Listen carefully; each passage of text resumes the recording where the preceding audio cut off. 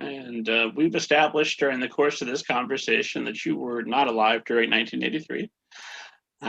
So unlike some authors who might be reliving their glory days when they set their book in the 80s, that's not what you're doing. What kind of research did you have to do to make sure you were authentic to 1983?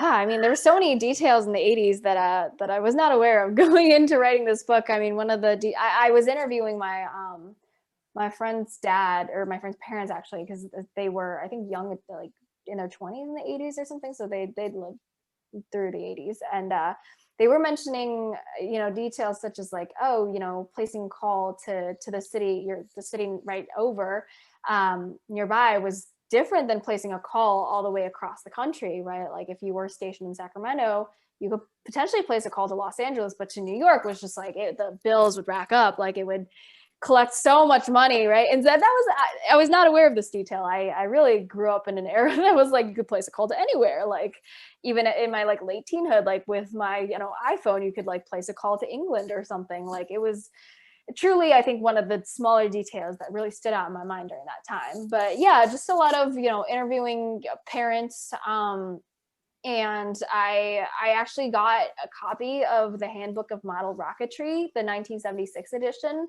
because I wanted it to feel real. I wanted it to be the book that Ro would be looking at as she was building the model rocket. And so just small details like those, I really tried to kind of be faithful. And yeah, like even with like Ro's mom listens to a lot of 60s music, just because she grew up during the 60s and 70s. So just even keeping in line with those details as well.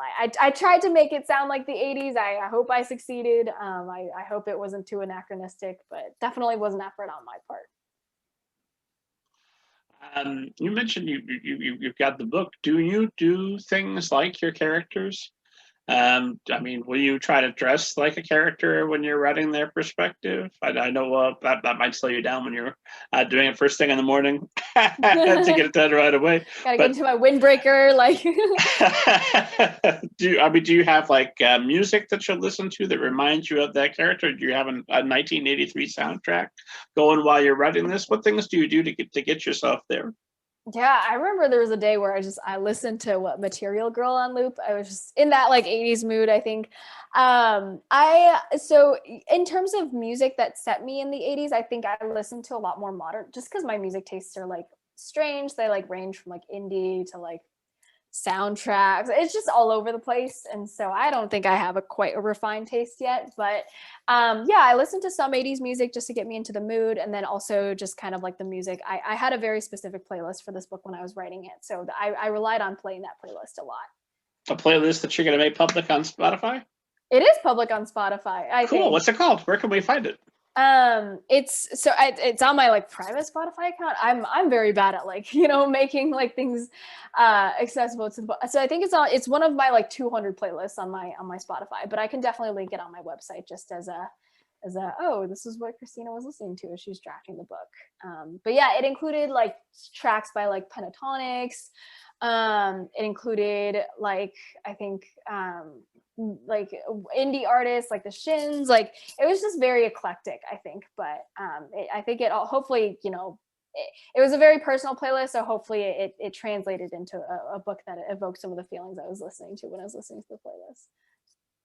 It occurred to me after I asked that that's probably a question I should scratch from the repertoire. That's too personal a question to ask a writer. What's the matter with me? That's totally fine. I mean, it's open to if someone like search me up on Spotify, they would find me in my like other like 200 embarrassing playlists. But yeah, I mean, I don't mind. They can totally like go through that.